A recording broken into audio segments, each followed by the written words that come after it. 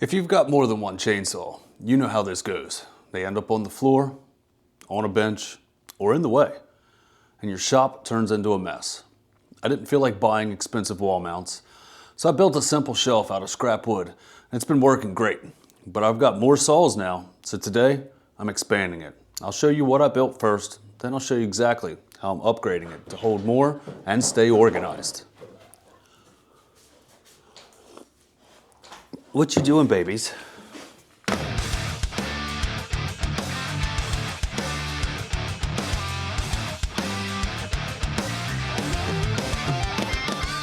This is what we built first. This is just a 2x10 with some simple triangle braces that I cut 1-inch slots in. I want to say probably 6 or 7 inches deep. And then I cut some 2x6s, or might have been 2x8s. I think I ran out of the 2x8s and some of these are 2x6s that just support the saw on the front of the crankcase and kind of the muffler a little bit. So one of the problems I'm running into now with this is I don't have enough slots for the saws that I have. I did pick up 2 more saws over the weekend, and I also have another saw that is away right now, becoming an absolute monster, and I'm excited to show you that one, one day when I get it back. We're probably still a month or 2 or 3 away from me getting that saw back, but it will be cool to hang on the wall. Now you can buy the expensive mounts that you see on Facebook, Amazon, Etsy, eBay, all over the place. Some of them range from like $8 a piece all the way up to $30 a piece, I think I saw.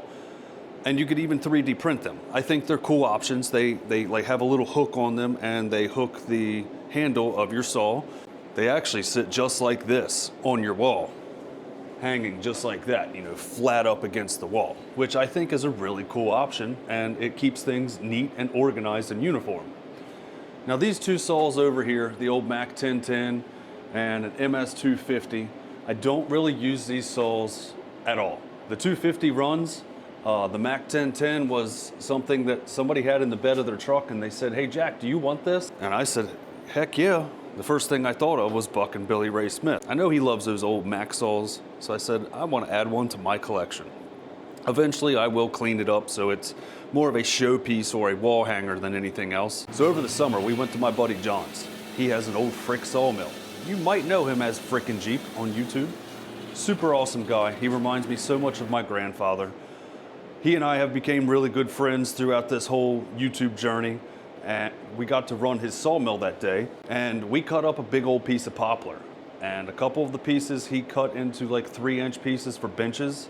I'm probably gonna redeck my picnic table with some of that lumber, but he also cut me a couple 1-inch pieces about 10 inches wide that we're gonna use today to expand my chainsaw storage.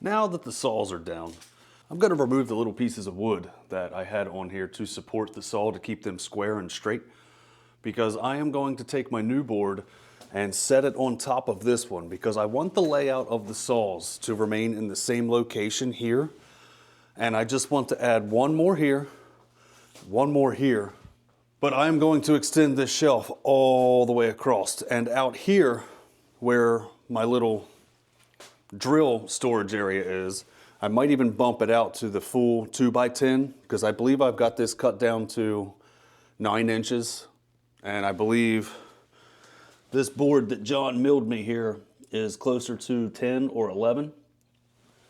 I haven't decided, I haven't got that far, but I am going to take this shelf all the way across. All this will get moved. I might even put a notch to where I can hang some of my axes.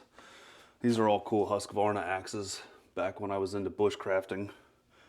These are not. This is that's a True Temper. That's a no name. Just really cool handles.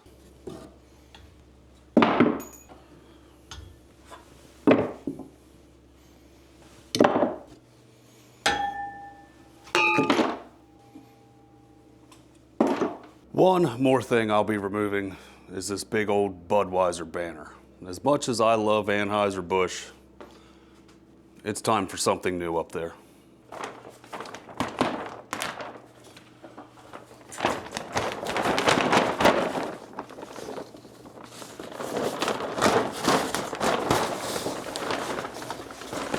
Believe it or not, this old banner was a dumpster find. Somebody was throwing this away like 10 years ago and I found it. And I love old signage. The Budweiser that I have behind my fridge was actually from Raven Stadium, like the first or second year that it was built. My high school football team went to the state's championship game and I believe we actually won it. It wasn't my year that I graduated, but it was a couple years after I graduated. So that was hanging up and it may or may not have just ended up here. Pretty cool though. I was young and dumb. I wasn't perfect. I'm still not. But we're not getting rid of this. We'll save it for the future. Or somebody that might want it. So as I mentioned before, I'm going to simply put this piece of wood up here. I will trace these out and then I will measure and add 2 more where I want them to get around my drill press. And maybe I will extend it that way full length. Up here I will have to rip this board down because it is full length, full width. And I need clearance in here in order to, actually, I might not have to. I might be able to keep it full length. What I was worried about was the clearance in between my garage door rail and what is on the wall actually. It just gives me a little bit more room to turn the saw to, you know, pull it straight out, then turn it and lower it down. Now I measured these out. They are 12 inches apart for anyone asking. I could probably get away with like 10.5 or 11. But I liked having a little bit more room in between the saws. Since I have this rail I gotta pull them out and twist them to pull them down. So it was just easier for me to do it this way. Now I'm not a carpenter by any means. This is just something to get my saws up and off the ground. Some saws do leak bar oil. My MS-250, I think it drained the entire bar oil reservoir into the scabbard of the bar. So do be mindful of that if you are going to store your saws like this. You might have to take the oil out or store them with no oil in the reservoir. Let's go ahead and try and fit one of the saws in between the garage door rail and this board. And I will try the 661 since it's the bigger of the 3. Now it fits up here in between there, but it kind of gets a little cumbersome trying to get it into the hole there. So if I took that 1.5 inches off roughly, I'm gonna have a lot more clearance. So it looks like we are ripping. So here we did put the guide on my circular saw, and I ripped this board down to right at 9 inches. That will give me the exact clearance of what I need to get chainsaws in between the shelf and the little garage door rail. Now that you've got your board ripped down to the desired width, I'm going to go through and cut out these slots. And what I'm going to do is take a 1-inch bit and I will drill out a hole on each of these, and then I will simply cut to my hole. It's not going to be perfect, but it's going to be good enough to hold a chainsaw.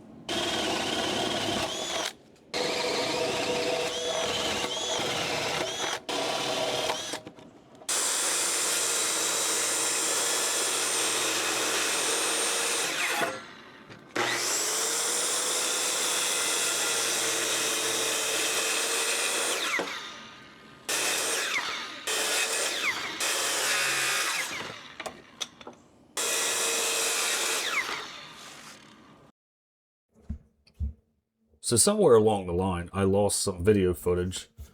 My camera ended up dying, and I thought it was still recording as I was installing the shelf, but we got the braces put on the wall. I got the little supports for the saws in place, and right now we're just going through and putting the saws back on the wall. I think I'm able to get 8 saws up there now, and I did only have a slot for 5. So that's pretty cool. So we got everything up on the wall, and I'm happy with it. I got a little bit more room for me to grow into, because there's 2 saws up here that are not mine. This Husqvarna 540T XP and a 572 XP are going to be raffle items for the cancer benefit that we take part of splitting wood for HOPE, which is Help with Oncology Problems and Emotional Support. They are a nonprofit in Stewartstown, Pennsylvania. But we split 93 full cord of wood in one day this past year for them. And every year it keeps getting bigger and bigger. This year it's going to be September 11th, Friday, September 11th, 2026. And you could have a chance to win these 2 saws. I am potentially going to send them out to be ported. So you might have a chance to win 2 ported saws. We'll see though. We'll see if I can swing that. You know, this is all coming out of my pocket. Like, I'm paying for this, and this is my donation to HOPE. But I'm happy that I have more room to grow. That'll give me 2 more spots to fill up. There is a really cool saw that's going to fill this one, and probably next season a really cool saw that will fill this one. There's only 2 saws on my list right now that I want, and one's a 462 and one is a 400. That still leaves 1 extra spot. I guess I could pull the old 028 out and put it up here just for a wall hanger. That was my first saw. It was my grandfather's saw. But this gives you a good idea, and it's a clean, easy way to get things up off the floor. If you don't want to buy those little hangers, I like this option. Let me know what you do with your saws in the comments. Do you think this is a good idea? You think it was a waste of time? Do you have better ideas? Let me know what you guys do. I appreciate the support. I hope you guys have a great rest of your day. Take care of each other. And again, you like this or not? I'll see you on the next one. Thanks, guys.